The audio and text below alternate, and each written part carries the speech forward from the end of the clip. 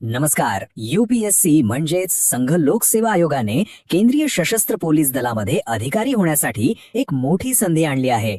ही भरती आहे assistant commandant पदासाठी. एक असं पद जे खूप प्रतिष्ठित आणि आव्हानात्मक आहे.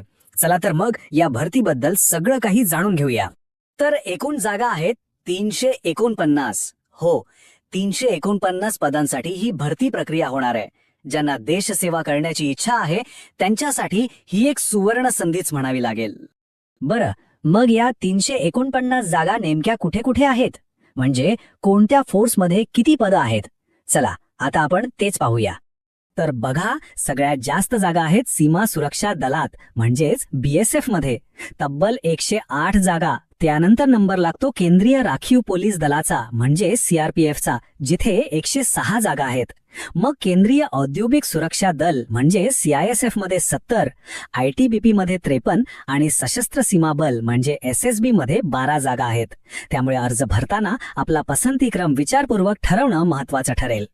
ओके, जागा तर कळल्या, पण आता सगळ्यात महत्वाचा प्रश्न, या पदांसाठी अर्ज कोण करू शकतं?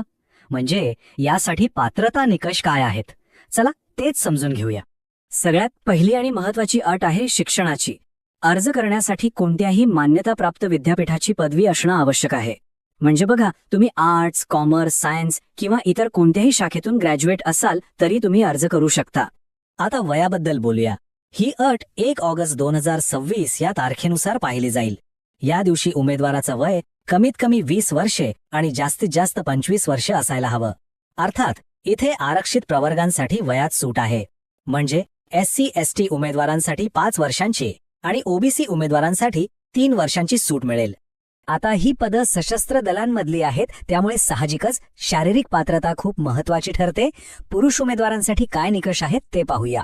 उंची हवी आहे किमान 165 सेंटीमीटर, छाती न फुगवता 81 आणि फुगवून 86 सेंटीमीटर आणि वजन कमीत कमी 50 किलो. आणि महिला उमेदवारांसाठी उंची किमान 157 सेंटीमीटर आणि वजन किमान 46 किलो असणं आवश्यक आहे. चला, समजा तुम्ही सर्व निकषांमध्ये बसत आहात. मग आता पुढे काय? अर्ज कसा करायचा? तर अर्ज करण्याची सगळी प्रक्रिया ऑनलाईन आहे. आपण तेच पाहूया. प्रक्रिया तशी खूप सोपी आहे. सगळ्यात आधी UPSC ची अधिकृत वेबसाईट upsconline.nic.in यावर जायचं. तिथे तुम्हाला अर्ज मिळेल, तो व्यवस्थित भरायचा आहे. त्यानंतर जे काही परीक्षा शुल्क असेल ते ऑनलाईन भरायचं आणि मग अर्ज सबमिट करायचा. बस.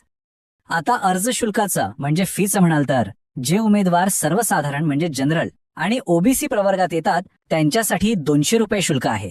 पण एक चांगली गोष्ट म्हणजे SC/ST प्रवर्गातील उमेदवार आणि सर्व महिला उमेदवार यांच्यासाठी कोणतंही शुल्क नाहीये. त्यांच्यासाठी अर्ज प्रक्रिया पूर्णपणे मोफत आहे.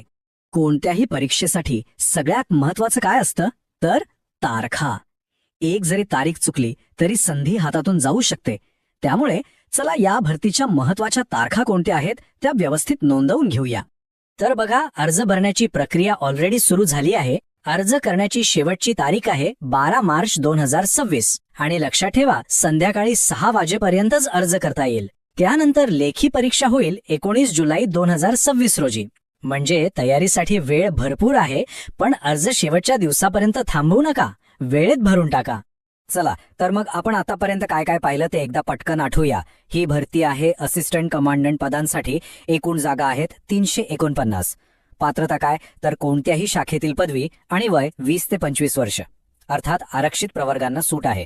सगळ्यात महत्वाची तारीख, अर्ज करण्याची शेवटची तारीख आहे 12 मार्च 2026 आणि अर्ज कुठे करायचा तर फक्त अधिकृत वेबसाईटवर upsconline.nic.in. थोडक्यात सांगायचं तर केंद्रीय सशस्त्र पोलीस दलात एक अधिकारी म्हणून देशसेवा करण्याची ही खरंच एक मोठी संधी आहे. हो, हे करिअर नक्कीच आव्हानात्मक आहे, पण तितकंच प्रतिष्ठित आणि अभिमानास्पद सुद्धा. त्यामुळे ज्यांच्या मनात देशसेवेची इच्छा आहे आणि जे या आव्हानाला सामोरं जायला तयार आहेत त्यांनी या संधीचा नक्कीच विचार करायला हवा.